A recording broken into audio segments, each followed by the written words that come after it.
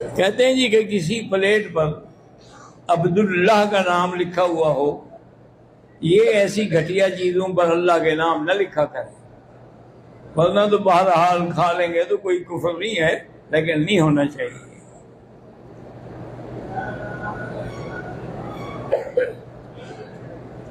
मेरा नाम हाफिजुल्लाह है और मैं शिकारी हूं।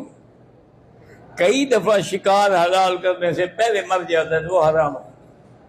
हाँ, अगर मरने से पहले तुमने हलाल कर लिया है तो फिर वो हलाल है।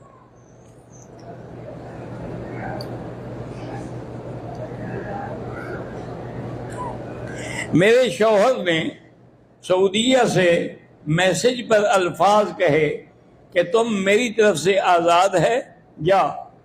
मैंने एक मुफ्ती साहब से पूछा तो उन्होंने कहा कि हाँ, इस लफ्ज़ों से कहने से तलाक बाइन हो गई है, लेकिन रजू किया जा सकता है।